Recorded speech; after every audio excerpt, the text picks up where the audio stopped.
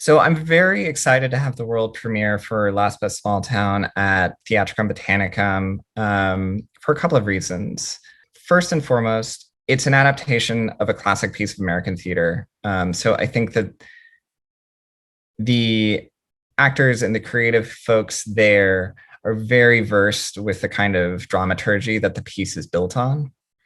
Um, I also think that Theatricum Botanicum has some of the best actors in the entire city. I know a lot of my friends have worked there over the course of their careers.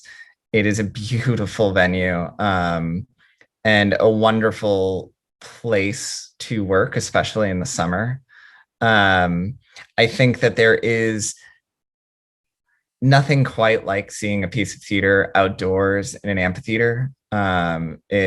If I'm getting wistful about it, is sort of akin to the way that the Greeks did drama. And I think that there is a kind of wonderful connection with the past that occurs when you see a play that way. I'm John Guerra, and if you'd like to learn more about the world premiere production of my play Last Best Small Town at Will Geer's Theatricum Botanicum in Topanga, California, I hope you will listen to this conversation and enjoy it. So the idea for the Last Best Small Town, first and foremost, came out of where I grew up. So I grew up in Carpinteria, California. For folks that don't know, it's about 10 miles south of Santa Barbara. And I spent my entire young life there. My parents are huge road trip people. They love to go everywhere from, Morro Bay and San Francisco down to Palm Springs, out to the Sierra Nevadas. And so I spent a lot of my time kind of in the back seat of my dad's truck, just like looking at California. And one of the places we would often drive through was Fillmore. And I also grew up during or just before and then during the financial crisis. So I graduated from high school in 2006. And I graduated from my undergrad, which was UC Irvine, in 2010, kind of into the middle of the financial crisis. And one of the things that I remember about Fillmore when I was growing up was that there was a lot of growth and a lot of change. It's sort of a theme that I think is very common throughout all of Southern California, especially during the 90s. I think at least the area that I spent a lot of time, there was a lot of houses coming in, big housing projects, big strip malls, and a lot of just change, frankly. But by the time that I graduated from college, it did seem that some of that change had slowed down considerably for obvious reasons. And it just so happened that at that time I was driving through Fillmore a lot. And so I saw it a lot. And I looked at that and I felt like there was just a beautiful metaphor for what so many of my friends and so many people were going through post housing crisis. And so from there, I sort of had the first inkling of the idea for the play. And it took me a long time to find the actual form for it. The other reason that I had to write this play was I read Our Town for the first time in 2012. I don't know how I subverted reading it in school, but somehow I did. I read it for the first time. I fell in love with it. And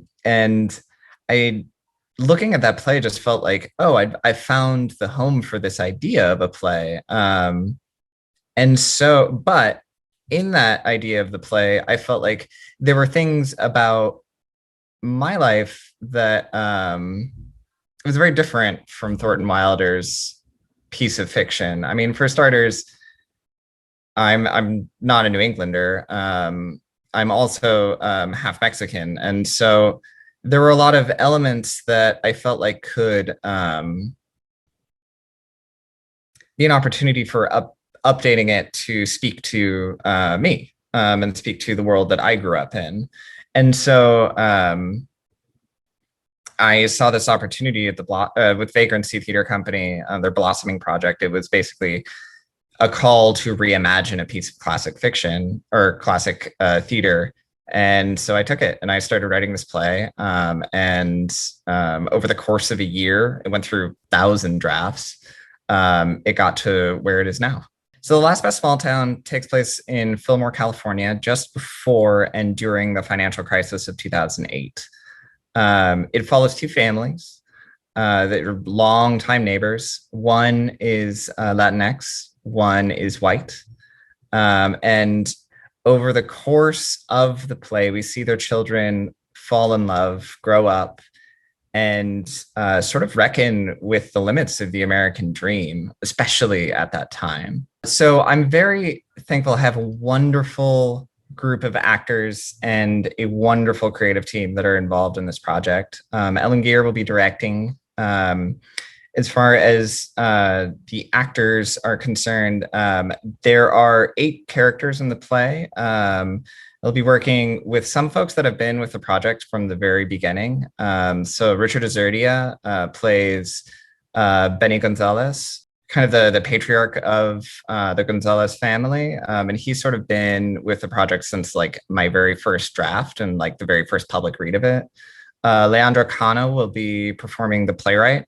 So just as Thornton Wilder's Our Town features a stage manager that sort of is your guide through the experience, this play utilizes the conceit of a playwright. It's sort of me and sort of not me that talks about the characters, talks about the place, and sort of contextualizes some of the action that's going on stage. Leandro Cano is joined by Katia Gomez is playing the role of Della Gonzalez. Della Gonzalez is married to Benny. She is mother to Elliot, their only son. Elliot Gonzalez is played by Kelvin Morales. The other member of the Gonzalez family is Chuy, which is Benny's father. That's played by Miguel Perez. And then the other family, the Millers, we have Christine Bryhan as Willow Miller. We have Christopher Wallinger as Hank Miller, and we have Jordan Tyler Kessler as Maya Miller. So it's a big cast, but not like a giant cast. We started. When did we start auditions?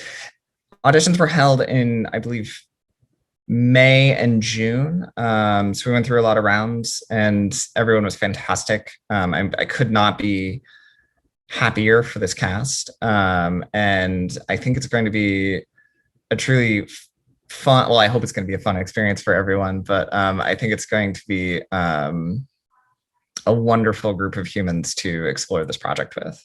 First and foremost, it's an adaptation of a classic piece of American theater.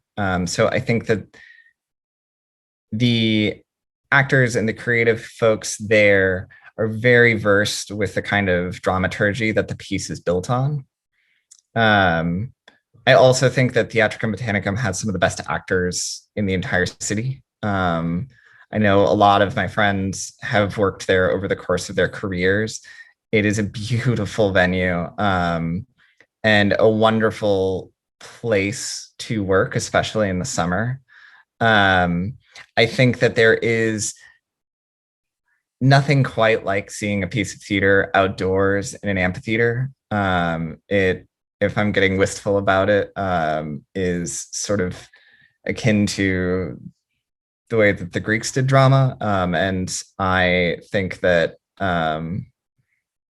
there is a kind of wonderful connection with the past that occurs when you see a play that way. And even though I said it before, it bears repeating. It's a beautiful space. There is not a single space like it in anywhere that I've been to in the city. You drive up Topanga Canyon Boulevard and you get to just kind of wonder the majesty of this beautiful place that we live. I think it's a great home for a play like this that is about California, or at least a small part of it. This play is set at a time that I think has had a huge impact on our modern way of life in our modern world. 2008 and the financial crisis and the kind of um, the challenge of that time, I think, have really changed the way, at least that I view America, and I view the idea of the American dream. And so, what I would love for people to get out of this experience on the whole is just to look at this family and these very small stories that, for me, encapsulate what it was to grow up during that time, and that wrestle with all of the things that I myself have wrestled with, and that I think many people have as well. And one of the things that the playwright says, and I'm stealing a line from the play to say this, is there is a lot about these two families that is similar. There's a lot that these two families have in common. And I think that that is something that is true more often than is not in this world, is that there's a lot about all of us that we have in common. And one of these things is that we have all experienced the hardship of the last, gosh, what was it? 13 years. And I would like, if I had my druthers, I would like folks to feel connected through it, especially after this last year when we've been so disconnected from one another. I would like them to have this feeling of connection through shared experience of this play and shared experience of the subject matter of this play. I think that every playwright looks forward to people experiencing the ideas and the stories and the words that have been kicking around their head for years realized in the way that they were meant to be realized. And with that in mind, I think what I'm hoping for is I'm hoping, as any writer, that these words and these ideas that have literally kept me up at night sometimes, that they reach out across the stage and that they mean something to other people as well.